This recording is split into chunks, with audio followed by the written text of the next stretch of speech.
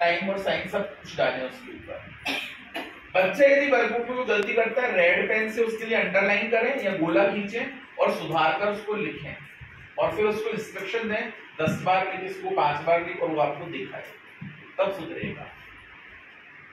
90 दिन का ये कार्यक्रम है। 5 जनवरी 2026 तक सभी बच्चे पढ़ने लिखने सीख जाने चाहिए, हिंदी भाषा को कम से कम। ठीक है, इस टारगेट को अचीवमेंट करने के लिए ये ट्रेनिंग्स करवाई जा रही है कि भाई साहब आप एबीएल किट काम में लें और फंडामेंटल लिटरेसी डेवलप करें और फंडामेंटल न्यूरोमेसी डेवलप करें। जो बच्चा भाषा पढ़ गया वो सारे विषय पढ़ गया। सामाजिक ज्ञान की किताब किसमें छपी हुई है, हिंदी में या अंग्रेजी में, है ना? या तो इंग्लिश मीडियम में छपी हुई है, हिंदी मीडियम में छपी हुई है, या और किसी भाषा में। तो भाषा ज्ञान पहला, उसको विज्ञान कब समझ में आएगी, सामाजिक ज्ञान कब समझ में आएगी, संस्कृत कब समझ में आएगी, जब पहले उसको हिंदी तो समझ में आए। तो सभी विषयों को सीखने के लिए कम से कम एक भाषा पर तो प्रवीणता बच्चे की होनी चाहिए, तो ऑटोमेटिक में सारे विषय सीखने लग जाएगा।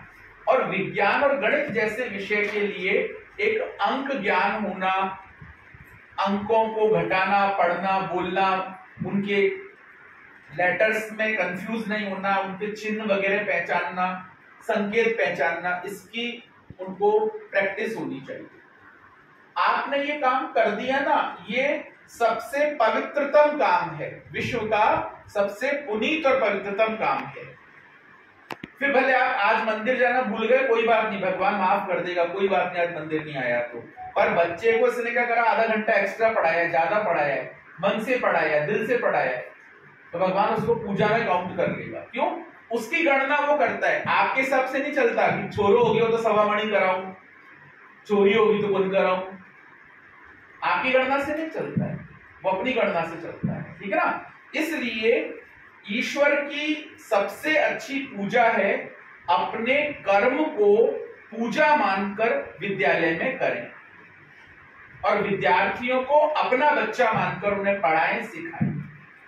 अगर पढ़ने में बच्चे को आनंद आ गया ना, तो आपकी सारी समस्याओं का समाधान हो जाएगा। कई प्रॉब्लम्स लाते हो ना बच्चों के संदर्भ में, गांव वालों के संदर्भ में, सारी प्रॉब्लम्स खत्म हो जाएंगी, केवल बच्चा सीख गया तो, है ना?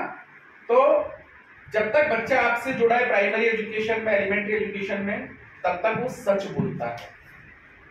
और जब आप यदि ढंग से नहीं पढ़ाओगे तो फिर समाज उसको झूठ बोलना सिखाता है और झूठ से अपराध की शुरुआत होती है। फिर वो हमारी ही चैन खींचकर भागता है, हमारी ही बाइक चोरी कर भागता है। क्यों? क्योंकि पढ़ाया ही नहीं ना हमने ढंग से। अगर हमने पढ़ा दिया होता तो ना वो हमारी चैन खींचकर भागता, ना बाइक चोरी कर भागता, ना घरों पर चोरियां करता।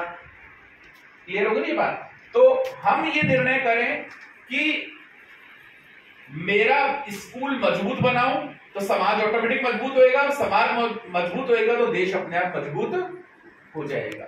इतना सा कर सकते हो ना, इससे ज्यादा तो कुछ नहीं मांग रहा आपसे।